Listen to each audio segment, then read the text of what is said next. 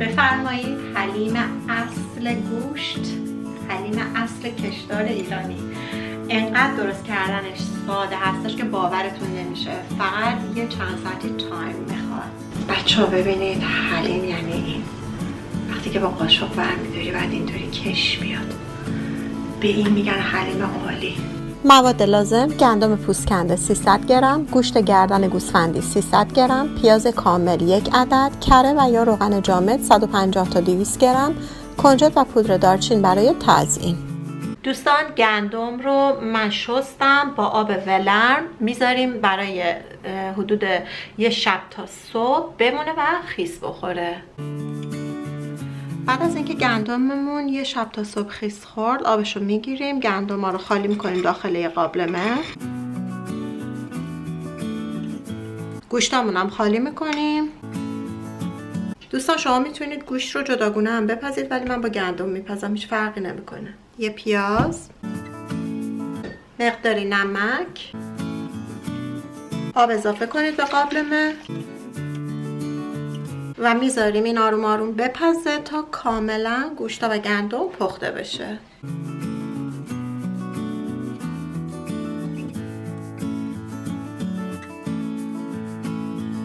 کاملا پخته و گوشت کاملا پخته شده. من در حین پختن 1-2 بار آب بهش اضافه کردم. اگه لازمه شما هم این کار بکنید. قابلمه رو از روی حرارت بردارین. دوستان در این مرحله گوشتا رو ما جدا میکنیم و پیاز رو هم از قابلمه در میاریم. گوشتا رو جدا میکنیم که بعداً کاملا ریش ریشش کنیم و از استخون جدا کنیم.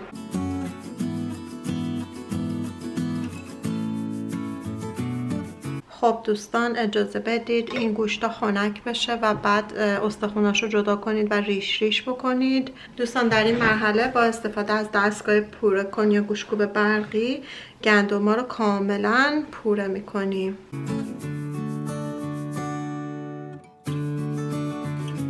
ببینید کاملا گندما له شدن. دوستان 2 مدل وجود داره طرز تهیه حلیم. بعضیا گندما رو از صافی رد میکنن و از پوستش جدا میکنن. این کاملا سلیقه‌ای هستش ولی خب اون بیشتر کار میبره و میتونید به راحتی با پوره کنم این کار بکنید. کاملا اختیاری هستش. خب دوستان در این مرحله گندممون رو کنار میگذاریم. گوشتا رو از استخون جدا میکنیم و کاملا پرپر میکنیم. سعی کنید اگه چربی اضافه ای هم داشت جدا بکنید. سعی کنید گوشتتون رو کاملا ریش ریش کنید. دوستان میتونید با همزن برقی هم گوشتاتون رو ریش ریش بکنید. من قبلا نشون دادم که چجوری مرغ رو کاملا ریش ریش میکنید ولی با دستتون هم راحت هستش. ولی اگه نمیتونید همزن برقی میکسری که باش کیک و مایه کیک و اینا رو درست میکنیم رو داخل این بذارید بزنید و کاملا یه دست ریش ریش میکنه.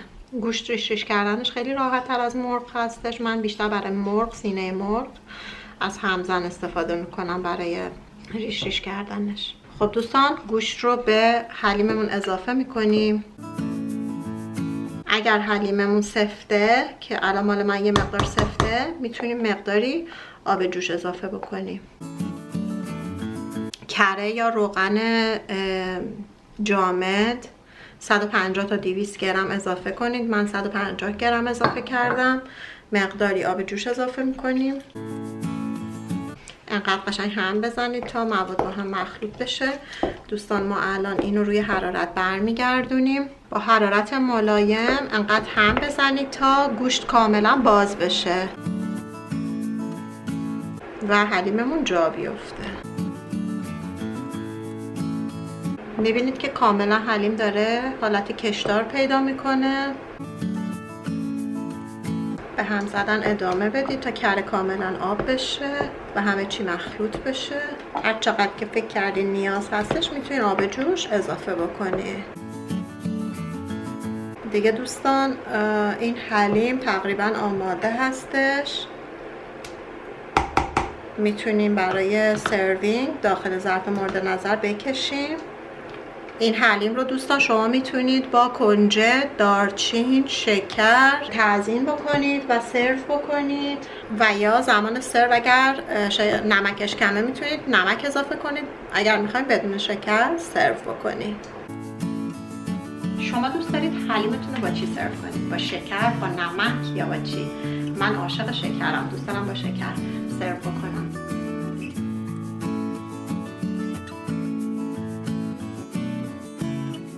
از مزدش نگم که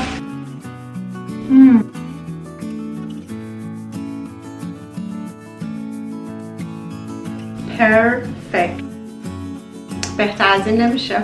منتظر چی هستین؟ همین الان برین درست کنین.